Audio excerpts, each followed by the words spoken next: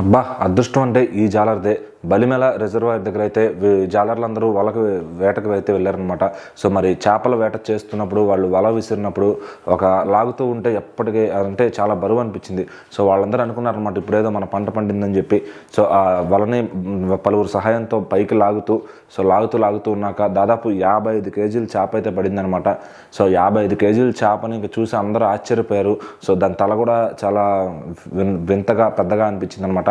So చేపలు మామూలుగా అయితే 20 కేజీల దాకా పడుతూ ఉంటాయి జాలర్లకి. వాటిని మంచి రేటుకి అమ్ముకుంటూ ఉంటారు. సో ఆ 20 కేజీలకి కూడా కొనేవాళ్ళు ఉంటారు, ఎందుకంటే ఎక్కువ వేలం పెట్టి మరీ కొంటారు అనమాట.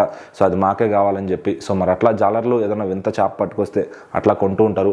మరి ఇక్కడైతే దాదాపు 55 కేజీల చేప అయితే పడిందనమాట.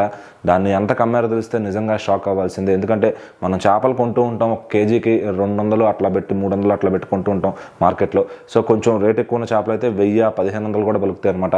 మరి ఇక్కడ మాత్రం ఈ 55 కేజీల చేపను దాదాపు 15,000కి అయితే అమ్ముకున్నారనమాట.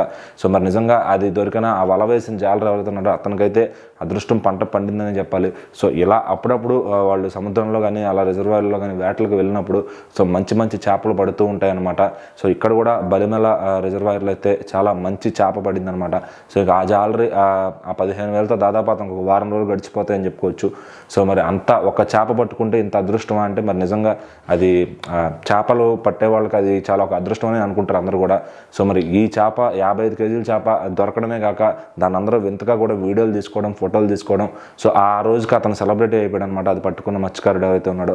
సో మరి ఆ చేపని 15,000కి అయితే అమ్ముకున్నారు. సో మరి ఆ చేపను అందరూ కూడా చాలా వింతగా మాట్లాడుకుని అందరూ కూడా దాని గురించి వీడియోలు, ఫోటోలు తీసుకుని అది అమ్ముకున్న తర్వాత కూడా అది మనోడు జాక్పాట్ కొట్టాడురా అని చెప్పి ఫ్రెండ్స్ అందరూ మాట్లాడుకుంటూ సో అలా ఇదైతే చేసిందనమాట. మరి ఆ చేప గురించి అయితే ఇప్పుడు వార్తల్లో కానీ అటు సోషల్ మీడియాలో కూడా చాలా మంది ఆ వీడియోలు చూసి చాలా వైరల్ అయితే చేస్తూ ఉన్నారు.